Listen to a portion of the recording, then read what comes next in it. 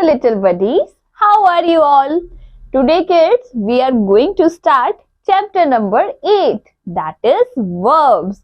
So let's take a look at starter. See the pictures and write about each action below.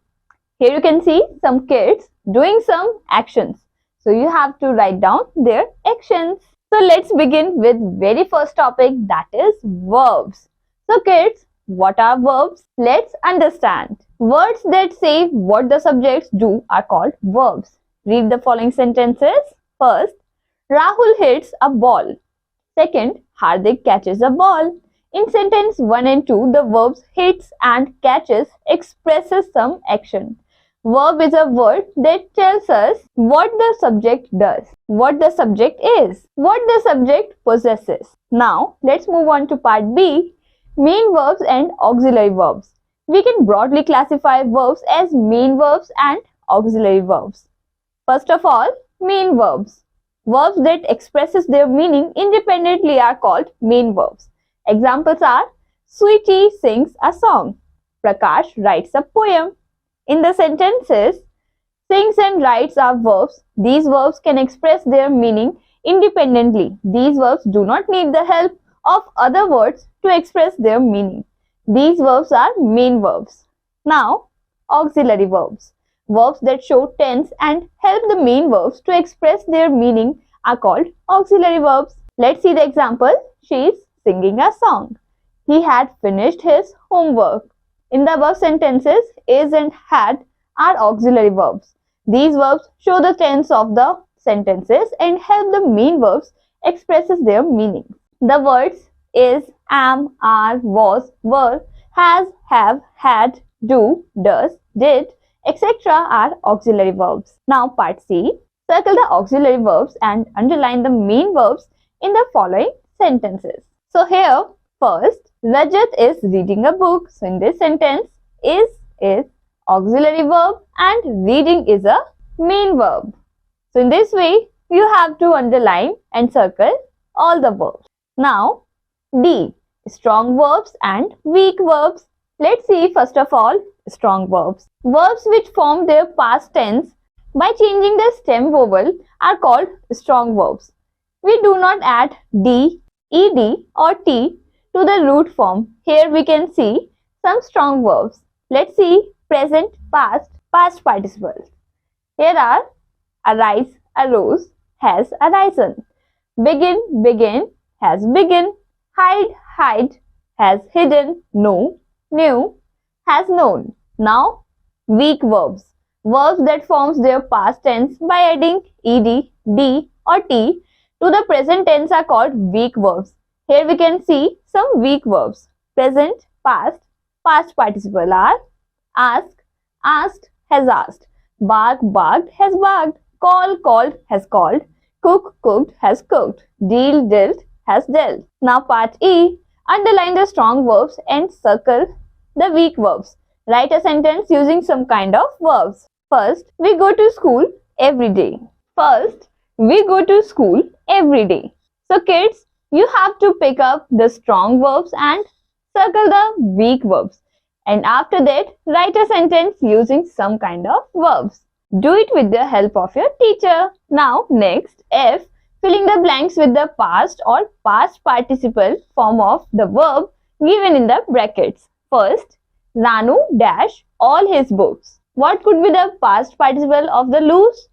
It will be Ranu has loosened all his books. So in this way, fill all the blanks by yourself. Now G. Direct and indirect object. Some verbs have two objects. Example, my friends gave me a gift. Gave what? A gift. Object 1. Gave whom? Me. The answer to the what question is the direct object. The answer to the whom question is the indirect object. The answer to the whom question is the indirect object. So in the above sentences, a gift is the direct object and me is the indirect object. Usually the indirect object refers to a person and direct object refers to a thing. The indirect object always goes before the direct object. Now, H. Circle the direct object and underline the indirect objects in the following sentences. She gave me a storybook. So here me is the indirect object and storybook is the direct object. In this way, you have to underline and circle accordingly. Now part I, transitive verbs. A verb that requires an object to complete its meaning is called a transitive verb. Examples, the girl sang a song. We won the match. He kicked the ball. In the above sentences, the verbs sang, won, kicked require the object song, match and ball to convey a complete meaning by themselves. So these verbs are called transitive verbs. Now, intransitive verbs. A verb that does not require an object and makes complete sense by itself is called an intransitive verb. Example, she spoke politely. They played nicely. We go there daily. In the above sentences, the verbs spoke, played and go are verbs. These verbs by themselves make good sense and do not require objects. So these are called intransitive verbs. Now, detransitive verbs. Read the following sentences. First, mother bought me a dress. Indirect object and direct object. Second, she gave her an apple. Some verbs can be used both as transitive and intransitive verbs. Examples are, Ria sang a song. Transitive. Amar always sings in the bathroom. Intransitive. The children ran a race.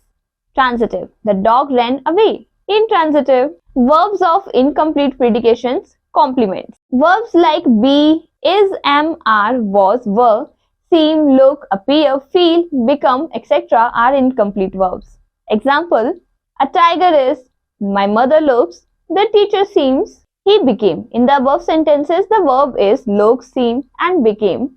Do not show either action or possession. These verbs do not require any object after them to complete their meaning. However, we can complete the sentence by supplying some words. Let's complete the sentence. A tiger is a wild animal. My mother looks happy. The teacher seems angry. He became furious. The words that have been used to give meaning to the verbs are called complements. Verbs that do not require an object but some other words to make complete sense are called verbs of complete predication or complements. Now let's do the exercise. Underline the verbs in the given sentences and write whether they are transitive verbs or intransitive verbs. Encircle the objects of each verb. First, the cat chased the mouse. It is transitive. And the object is mouse. So in this way, fill all the blanks accordingly. Now, next is read the passage carefully and write T for transitive and I for intransitive verbs for the underlined verbs. So you have to do it accordingly. Now next, identify the verbs and write them under their columns as given below. One has been done for you. My father bought a car. So it's transitive, intransitive and complement. So here transitive is bought. So in this way, you have to fill all the blanks correctly. Now kids, finite and finite and non-finite verbs. Finite verbs. Some verbs change their form according to the number or person relating to the subject. They also show the tense. They are called finite verbs. Example, the girl talks politely. Singular noun, singular verb in present tense. The girls talk politely. Plural noun, plural verb in present tense. The girl talked politely. It is past tense.